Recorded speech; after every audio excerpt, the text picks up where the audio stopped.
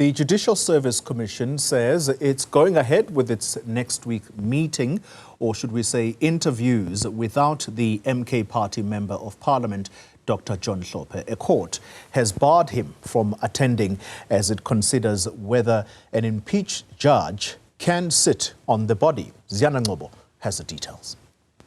In its judgment, the Western Cape High Court acknowledged that it was handling an unprecedented matter involving an impeached judge who has now become a Member of Parliament and now sitting on the Judicial Services Commission. The ruling only prohibits Hlophe from participating in next week's interviews, but is yet to make a finding on his designation by the National Assembly to sit on the JSC.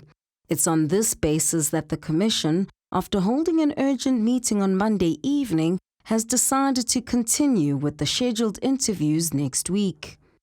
The court has spoken about the absence, the consequence of the absence of Dr. Hlophe at a sitting of the JSC, and has provided guidance about what should happen. And the guidance it has provided is that he can miss the sitting of the JSC, and that would not affect its composition. But I think the judgment also goes on to say that the National Assembly can choose to solve that problem. It's not a problem for us to solve as a JSC. The court still has to make a decision on the second part of the case, which looks at whether or not it was rational for Parliament to allow Dr. Hlophe to sit on the JSC. The Western Cape High Court last week said Parliament cannot just simply rubber stamp the names that are put forward by the political parties. It has to do more. The court didn't elaborate what that more is necessarily, but they said the obligation, the constitutional obligation on the National Assembly, that they really should apply their mind on who they decide as a member of the Judicial Service Commission. The MK Party has filed an application for leave to appeal last Friday's ruling. Ordinarily, such a plea would effectively suspend the Western Cape High Court's order, but the JSC does not believe this principle applies for this case.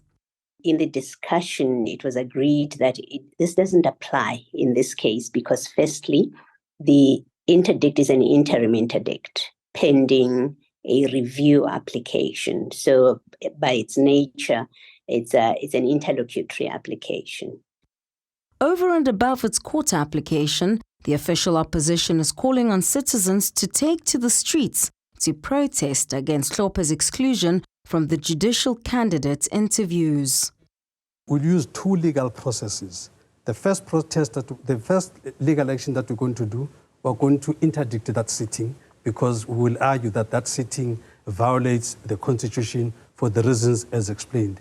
The second thing, we're going to do a mass protest. People of South Africa who have put this Constitution into place, when it's being trampled on like this, have got to stand up and defend this Constitution. So we're calling on all the forces of the MK Party to be ready.